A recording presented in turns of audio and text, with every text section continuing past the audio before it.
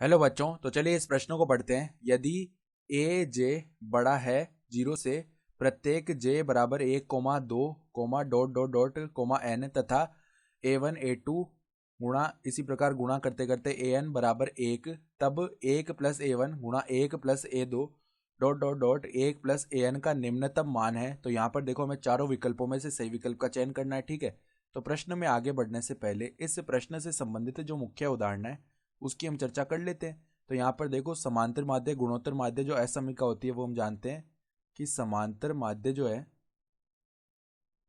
हमेशा बड़ा या बराबर किससे होता है? गुणोत्तर माध्य से। ठीक है, तो अब देखो, सबसे पहले हम किसकी बात कर लेते हैं। यहाँ पर ये पद है हमारे पास।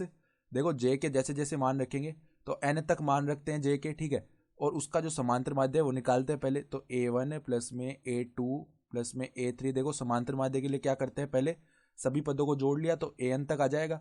बट्टा में देखो कुल कितने पद है, N पद है, तो ये तो समांतर माध्य हो गया। और ये सदैव बड़ा होगा किससे?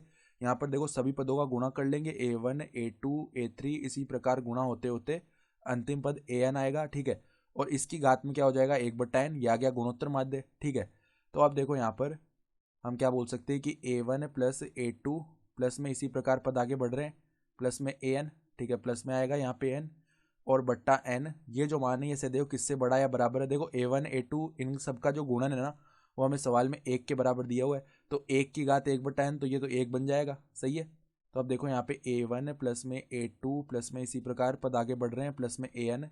यहाँ पे देखो n को उस तरफ भेजेंगे तो यहाँ पे n गुणा 1 यानी कि n आ गया। ठीक है, अब देखो इन्हें सभी पदों में हम क्या करते हैं, एक एक जोड़ लेते हैं। ठीक है, और कितनी बार जोड़ेंगे, n बार। तो देखो, पदों को अलग अलग भी कर लिया। 1 प्लस में A1 प्लस में 1 प्लस में A2 प्लस में देखो इसी प्रकार पद आगे बढ़ रहे हैं और प्लस में अंतिम पद 1 प्लस में n आया। n बार हमने 1 जोड़ा है, तो यहाँ पर देखो n प्लस में इधर भी n बार 1 जोड़ेंगे तो n आ जाएगा ना। ठीक है, और n प्लस n यहाँ पे 2n लिख सकते हैं। ठीक है, इस प्रकार का पद बन चुका है। तो अब देखो, हम यहाँ पे वापस समांतर माध्य गुणोत्तर माध्य की जो असमिका है वो लगाते हैं।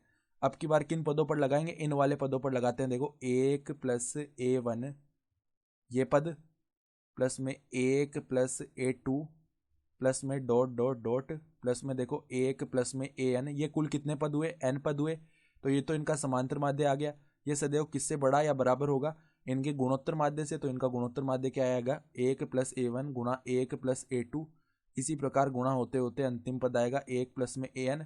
और इस संपूर्ण पद की घात क्या हो जाएगी, 1/n हो जाएगी। सही है, तो अब देखो हमें क्या चाहिए, हमें इस वाले पद का जो अंदर वाला पद है इसका निम्नतम मान चाहिए। तो आप देखो, हमारे पास 1 plus A1 plus 1 plus A2 plus इसी प्रकार ये जो पद चल रहे हैं इनका जो ज़्यादा से ज़्यादा मान है वो क्या आने वाला है, हमारे पास 2n के बराबर आने वाला है। ठीक है, तो अगर इसका निम्नतम मान चाहिए तो इसका ज़्यादा से ज़्यादा मान रख देते हैं। ठीक है, तो यहाँ पे 2n बट्टा में n, और ये सदैव किससे बड़ा है, ये बड़ा है 1 प्लस A1 गुणा में 1 प्लस A2 इसी प्रकार पद आगे बढ़ रहे हैं और 1 प्लस AN और यहाँ पर 1/n। ठीक है, ये हो गया। n से n विभाजित हो जाएगा और ये घात 1/n उस तरफ जाएगी तो 2 की घात n। ठीक है, यानी हम क्या लिख सकते हैं कि देखो, n से तो n विभाजित हो गया और वहाँ पे 2 की घात n बन जाएगा। ठीक है, तो 1 प्लस A1 गुणा में 1 प्लस A2 इसी प्रकार पद आगे बढ़ रहे हैं और 1 प्लस AN। अगर इसका हमें चाहिए निम्नतम मान तो वो देखो किसके बराबर आया, 2 की घात n के बराबर आ जाएगा। ठीक है, तो अगर हम विकल्प देखें तो विकल्प बी जो है वो हमारा सही विकल्प आ रहा है। तो आशा करता हूँ कि आपको ये प्रश्न समझ में आया होगा। धन्यवाद।